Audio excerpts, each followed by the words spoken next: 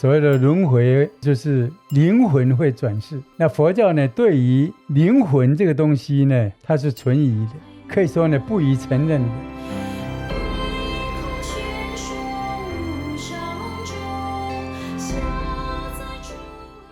感谢宁静女士赞助菩提麻瓜。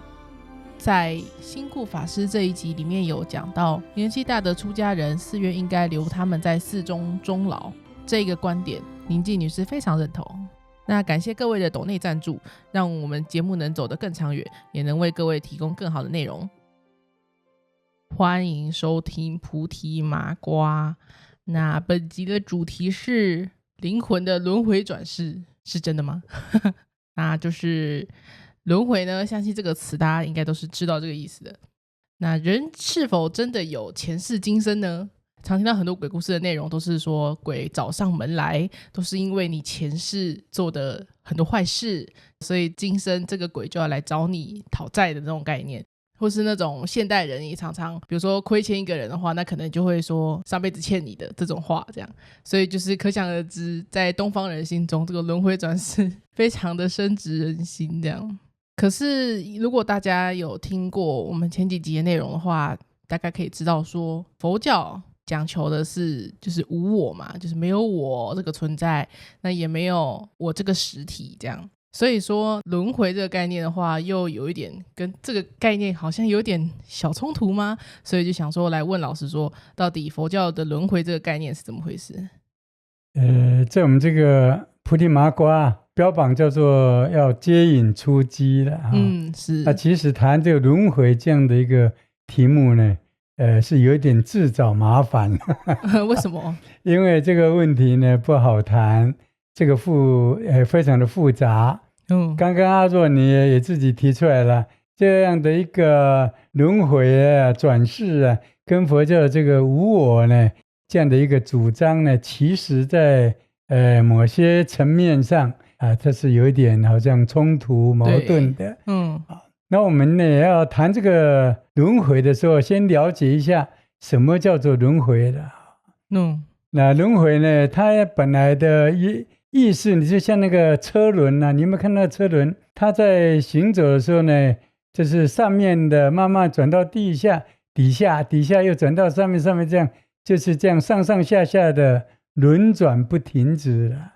另外一个比喻是说，像那个你看我们看人家在表演那个特技的时候，拿一根那个火棒。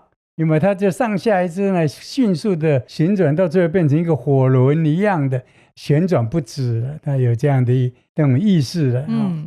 那么呢，我们呢来先谈一下为什么轮回这样的一个观念呢会深植人心，而且引起大家的一种注意的。因为我们晓得，只要你是一个人，那你呢脑筋呢稍微清楚一点，我的意思讲说，你不是智障。你也不是呢好像草木一样没有知觉的。那么呢都有一个佛家称它叫我执啊。这我执就是执着有一个我，这种呢是每一个众生很关心的。就是说呢，我死后还有我吗？我死后会跑到哪里去呢？对不对？都会想到这个问题。然后呢，如果自己命比较苦一点的，就会想说，那为什么呢？某某人呢，他那样的富有，长得那么漂亮、英俊潇洒，而我呢，为什么呢？就是这样的穷苦，而且其貌还不扬。那么这样的这观念呢，其实呢，是不论是古今中外了，只要是作为一个人，都会有这样的一种呢，疑惑，这种困扰。所以我们呢，如果翻开呢这些书呢来看，其实譬如说在印度。说古印度呢，这样的书籍就很多了。譬如说一直到奥义书呢，奥义书是谁？就是印度那种最古老的一种典籍了。我们以前也稍微提到啊，其实现在很多的宗教的发源地方都在那个奥义书了。奥义书是一个地方？不是一本书的名字。一本书。对。那么呢，像宗教比佛教稍微早一点的耆那教啦，对不对？还有印度教啦。佛教啦、希腊教啦，可以这样讲啦，都有多多少少都谈到了所谓的轮回这样的一种呢思想，这样一个观念了那么呢，佛教在印度其实是一个算是革命的宗教了，但是它呢也多多少少把印度的这样的一个轮回的观念呢，把它有点继承把它呢吸收过来了。那有人讲，为什么佛教呢硬要把这个轮回的观念也把它接收过来呢？因为我们晓得了，如果没有这个轮回的观念，那么呢，站在这个宗教的角度，我们就没有办法去回答说，我以前是从哪里来的，我死后要到哪里去，你这个就没有办法去回答这样的所谓的宗教的问题。如果佛教要把它变成一种宗教的话，它呢把它当作是我们上一集有提到了，如果你单纯只是说呢佛是什么样的境界，对不对？要怎么样成佛，对不对？你要把它变成佛学来研究，那没有轮回的观念也无所谓。可当作是一种宗教的话，就一定要满足大家的这样的一个好奇，让他们得到一种答案，这是一个。第二，如果没有轮回的观念的话，那么好像在道德跟伦理上呢，有时候呢就也没有办法去解释。怎么讲呢？比如说我的话，我死了，我还能不能见到我爸爸妈妈？我最爱的爱人，我的妻子，我的儿女，我将来还能不能跟他们去重逢？如果不行的话，我干嘛呢？要来信佛教呢？像这样的话，没有这样的一种呢困扰。那么另外一个呢，就是道德上的问题。那么善有善报，恶有恶报呢，这样的观念就比较难去建立了那他呢以前没有做好事，对不对？那为什么现在呢那么好命呢？对不对？所以呢，这个轮回就有把你过去的善恶的种种的这样的一种呢，佛家称它叫做业，业力的业。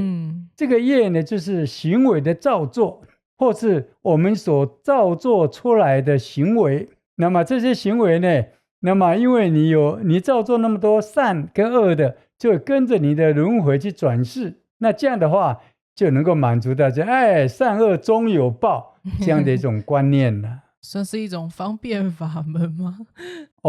说那是方便，但是它就变成一个宗教呢非常的核心的非常重要的一个课题了。民间很多传说都是有前世今生那这个怎么解释？ OK，我们从这个比如说西藏尼泊尔啦，就有很多这种轮回转世的故事。譬如说有小孩子呢，比如说3岁啦、5岁啦，就突然间跟他妈妈讲说呢，我其实不是这个地方的人，我是呢在距离现在多远的地方有一个怎么样。他讲完又当场就讲那个地方的话了。他爸妈奇怪，把他带过去的话，他就能够过去就找到。一直叫这个是我爸爸，这是我妈，这是我阿姨，这是我姑妈。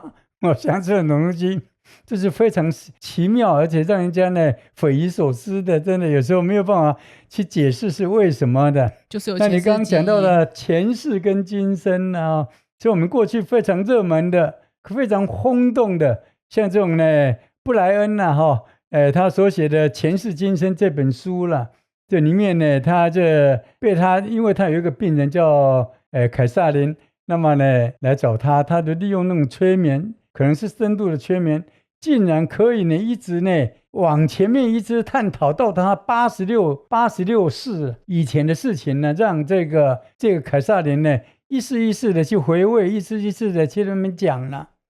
像这种东西呢，非常令人觉得好奇，而且很有吸引力的。所以当年呢，这个书呢非常非常的盛行以前在我们菩提园呢，就有非常多的学生呢，就拿着这本书呢，叫我呢给他呢析疑解惑。但是我呢，既不是那种催眠的医生，我也不是那种呢心理学的或是神经学的这样的一个医生呢，我是没有办法帮助他们的但是我对于这些传说，我不敢去反驳，但是我存疑。因为呢，科学家面对这些问题的时候，他们也不敢证实，他们也不予证实。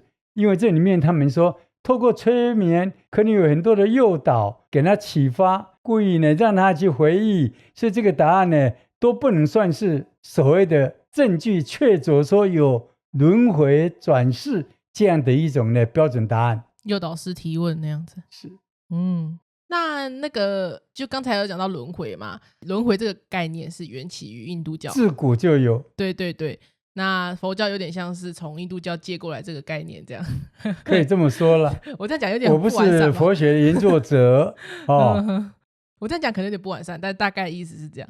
那个轮回不是还有分成6项吗？6道轮回，然后所以就有人说他们前世可能是畜生道啊，或是下一世可能转世成天人道啊那种状况。OK， 那么佛教一开始呢，也不是就有说所谓的6道轮回的观念的。那么一般的这样的宗教，他们主张的所谓的轮回里面就是灵魂会转世。那佛教呢，对于灵魂这个东西呢，它是存疑的，可以说呢不予承认的。因为你就会发现呢，轮回这种东西，它到底是肉体色身的，还是那种精神层面的？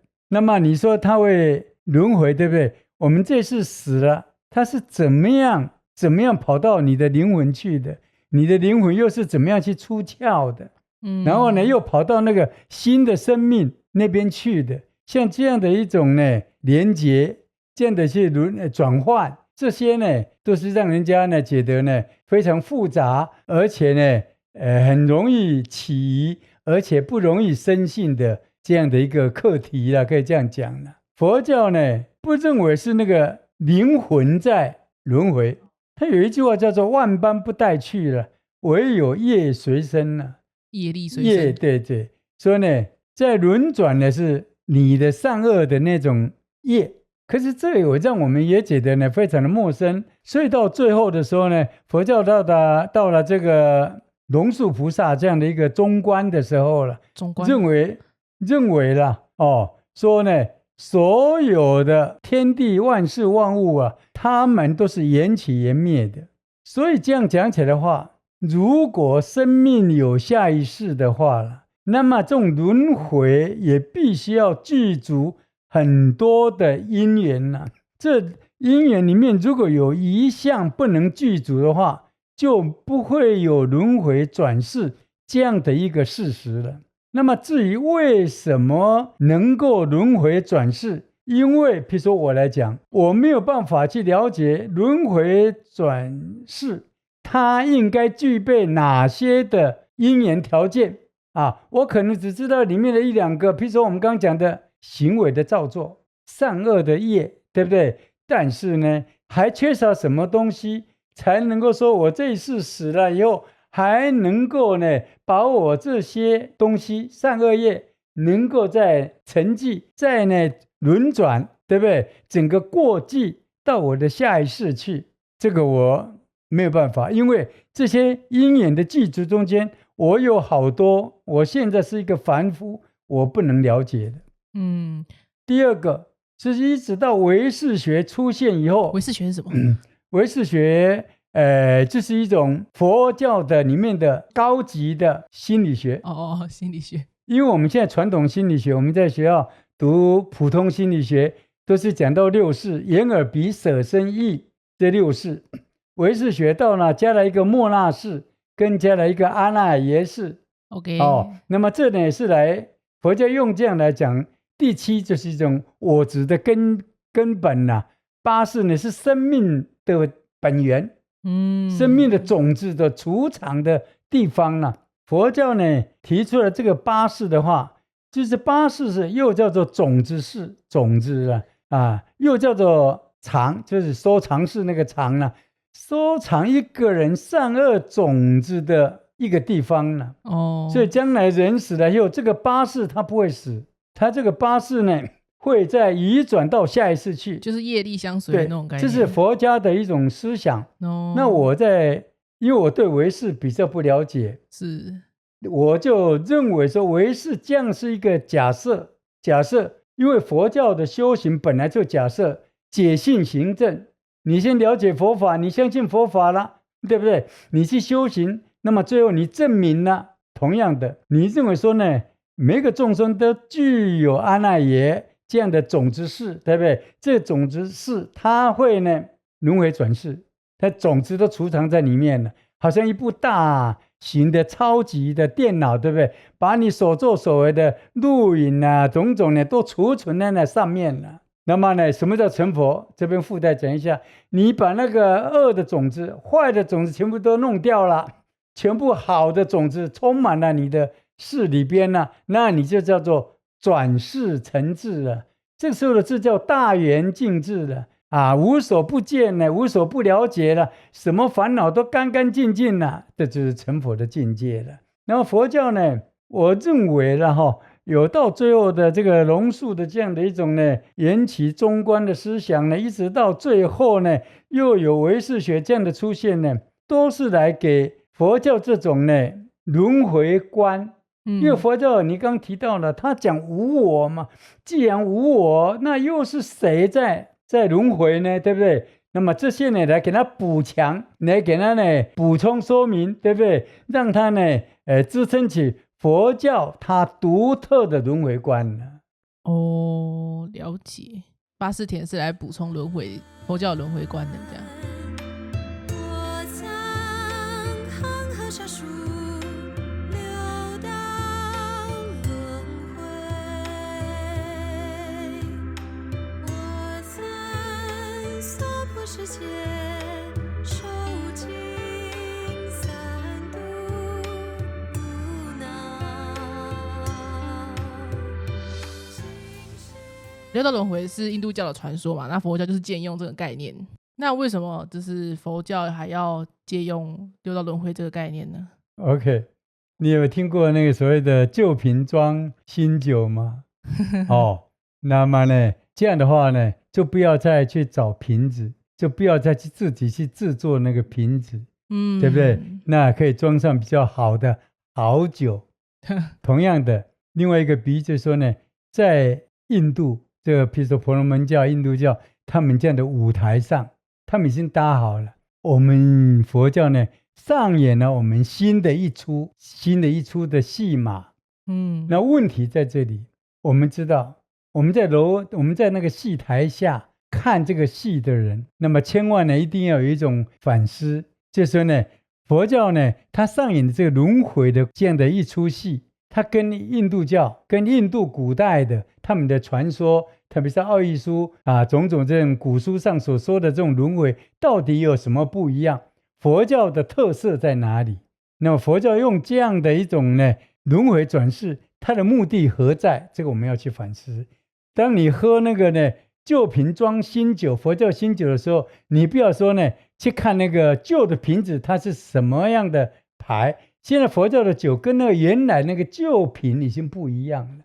你要真正能够去品味出现在那个新酒里面，它到底有哪些芳香迷人的地方。这一点呢，就是我们做一个佛教徒，不能说只是呢轮回，佛教就轮回这样的人云亦云这样子，你要真正坐下来，冷静的去思考这些问题。老师，那你自己个人是相信还是不相信轮回呢？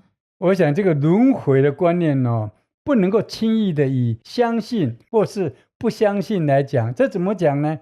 比如说，假设轮回它本身就是一种存在于天地间、生命之间的转换，对不对？蜕变也好，沉寂也好，那就不是说我相信了它才存在。我如果讲说不相信了，它就不存在的。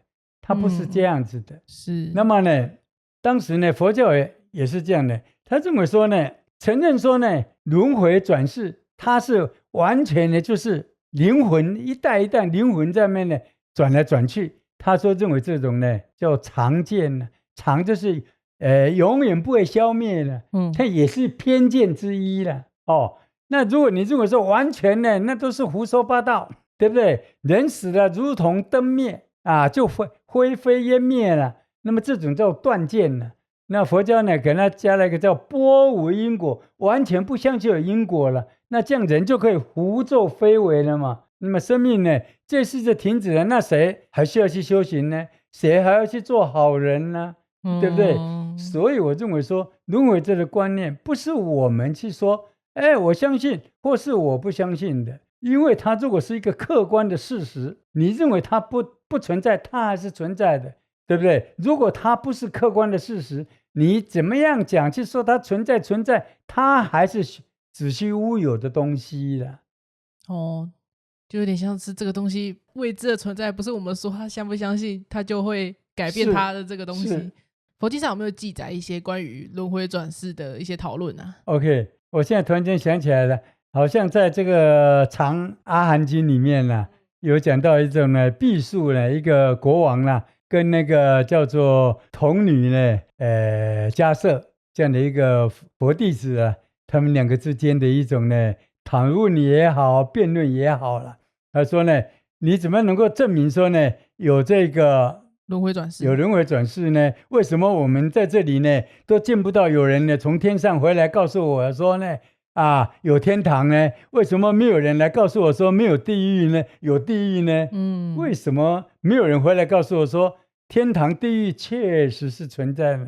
那么呢，这个童女迦摄呢，他举了一个例子呢，也是很好玩的。他说呢，就好像呢，一个犯了这个重刑的人，做了很多坏事的人，在地狱里面被人家关起来的，就好像我们这个世界里面那个监狱里面呢，他怎么有可能说我们把你放回去，让你回去告诉你妈说，我在监狱里面呢喝咖啡，我在那边呢怎么呢多少呢，能够看电影啊，唱卡拉 OK 呢，对不对？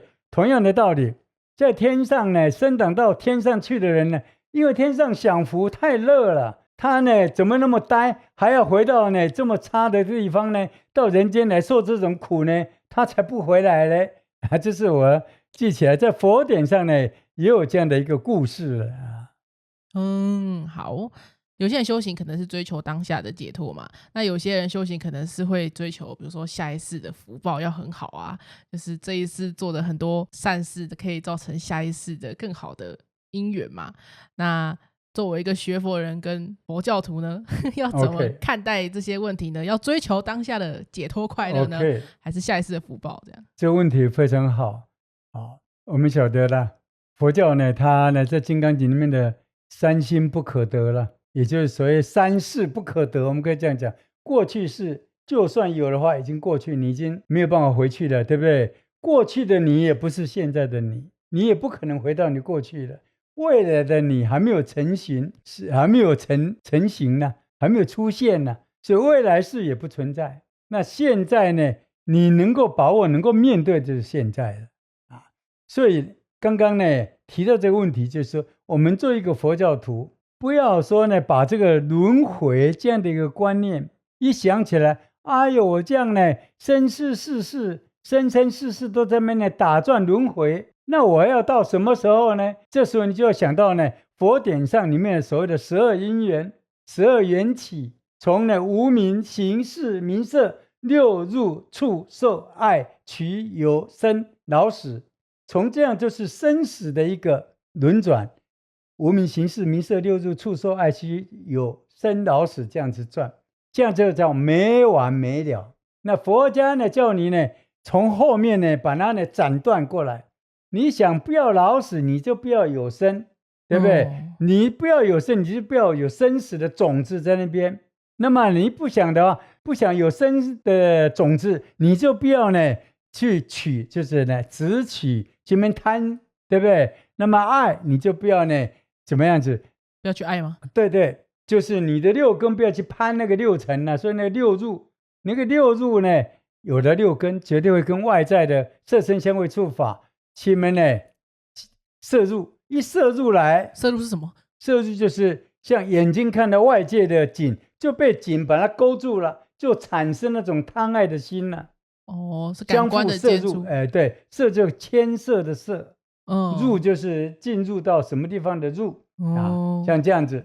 所以从刚刚的12因缘，我们晓得它的生死轮回的起因就是无明。无明就是愚蠢众生就是因为愚蠢呢才会去作恶。在这里我要特别讲的，那个无明的愚蠢呢，也可以把它拿来故意把它拿来，就怎么样？想要说呢，我将来要投胎到比较好的地方去，那也是愚蠢了。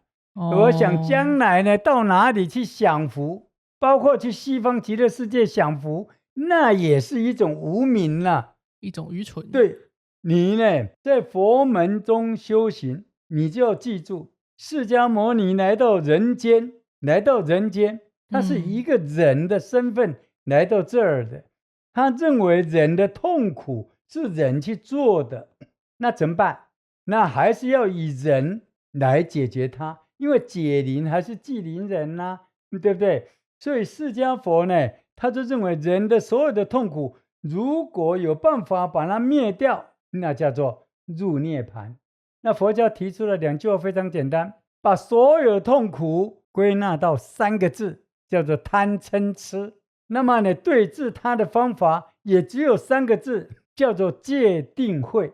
所以我们只要勤修戒定慧，就能去灭除那种贪嗔痴。你只要当世不要什么的，我下一世还要到哪里去修行？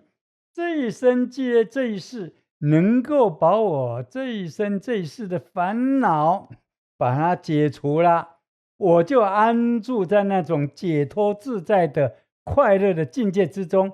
佛家称这种境界叫做涅槃。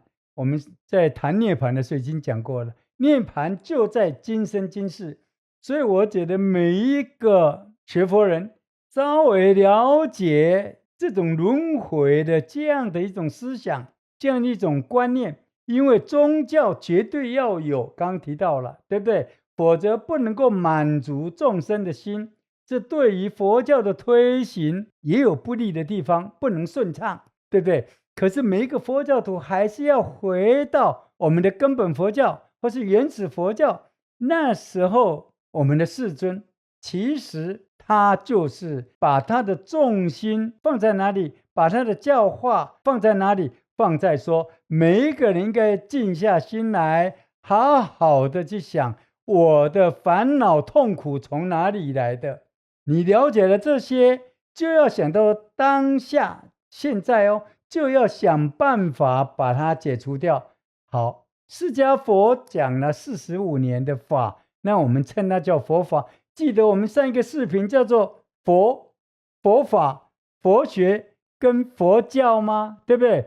我们了解了佛教的轮回转世，我们研究了佛学里面的轮回转世，到最后回到佛，他怎么样看这个问题？他在当下今生就是面对自己的烦恼，然后呢，佛提出了这些解决的方法，我们只要跟着佛来学，我们就可以得到所谓的涅槃解脱。我们要相信的就是佛亲口讲的佛法，这些佛法就是我们面对今生烦恼痛苦的药方。我们学佛就学在这儿，不要被生生世世的生死轮回，那我呢要轮到哪一世才停止？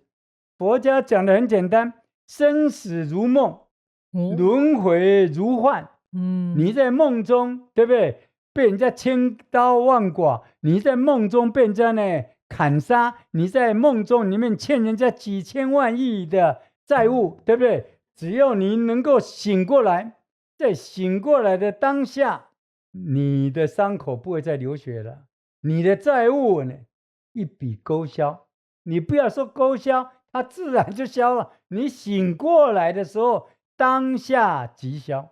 所以我们今天讲这个轮回，非常抱歉，我不能够给我们这听众朋友非常的具体的详尽的去给你描绘那些所谓的轮回转世，那个不是我所关心的。我所关心的是我们这世的痛苦烦恼是怎么样产生的。那我就要把握从佛法，从佛学，从佛教能够得到哪些的帮助，哪些的启迪，那么能够透过我的身体力行，在这一生这一世就能够安住在解脱自在的境界里面，那就是佛所说的涅槃的这样的一个境界了。好老师，那个民间的信仰或是民间习俗有一个说法是种阴身，那老师你怎么看呢？是怎么解释？像这西藏他们有生死书了哈，那我们这民间呢，道教里面也有很多的，就是所谓的灵魂呢。那么佛教里面也有提出来的中阴身呢。中阴身是指鬼上身吗？就是不是，就是你这次死了，到你下一世投胎转世，这中间你的生命的状态你生命的状态，你到底是以什么样东西而存在的？你死后不就没了？我们心经里面不讲五蕴皆空了吗？人死了又六根都散坏了，对不对？那么关于中阴身的这样的说法呢，如果你不要去给他细想了，他就能名正言顺的，我这次死了嘛，就转换成为中阴身嘛，对不对？然后中阴身又去投胎嘛，又去转世嘛，对不对？这样顺理成章啦。不过你有时候想想，那就跟灵魂又有什么差别呢？那的确就是灵魂对不对？你死后呢，你的灵魂又去转世，对不对？那差不多意思一样了。而佛教我们不要忘了，佛教是呢反对呢有灵魂的，因为什么？有时候你想想看嘛，佛教呢讲到既然叫五蕴空，就是色身跟精神，物质跟精神两个呢都空无实体了，对不对？那你要先看中阴身，如果它是物质的，是肉身，对不对？那它也是一样，色即是空，空即是色，色就是物质的，物质的东西都是空无实体的。如果它是精神的，那我们就要晓得了，那精神脱离了我们这个肉体呢，物质它怎么样去存在呢？对不对？那么呢，在精神方面呢，受想行识亦复如是，对不对？精神的作用，精神仍然没有主体，仍然不能够呢单独的去存在了。所以我们晓得中阴身的观念，以我来讲，我给予尊重，我不会去反驳他，因为我觉得中阴身也罢啦，灵魂也罢啦，轮回这样的观念思想，对我林世敏都没有妨害，对不对？我也不会为他呢去困扰。所以我们希望呢，待会我们还会再谈。那么呢，我们希望我们这一集能够帮助很多人，本来在这方面赚牛角尖的，对不对？那么呢，能够呢适可而止，能够把它转换来所谓的面对今生，面对当下，那么呢，马上呢提出有效的这个解决的方法。因为也是感觉怕，如果真的太钻牛角尖的话，就会为了下一世更好，然后辜负了今世现在的一些责任。我从12岁信佛教，听到的轮回故事太多了，它曾经困扰到我。然后我呢，在研究佛学的时候，我看了太多的有关轮回转世这样的理论也好，对不对？经典也好，故事也好，我发现呢，我不能从中间得到让我满意的答案。我到年纪大一点才晓得，不要费太多的心思在那儿。我刚刚也提出来了，因缘生，因缘灭，对不对？在你能够像佛的智慧那样圆满，能够真正去了解轮回转世必须要具备哪些的因缘才能成立的时候，你做一个凡夫，你永远不可能知道真相，也不可能知道它的事实的真相。一般人是没有办法理解轮回的真相的。不要浪费太多的时间，知道有这回事，佛家呢也不能够免俗，要提到也要呢有这样的观念思想。OK， 所以最终还是要回到自己本身嘛，自己当下回到现在当下的。对，这个太重要了。好，那这集录到这里吗？是，那我们这集就差不多录到这里。如果真的还有问题，去问问你的师父吧，对不对？去问问你的师父，或者你所亲近的师长，那么善知识。谢谢。好，那我们下期再见。谢谢，拜拜，拜拜。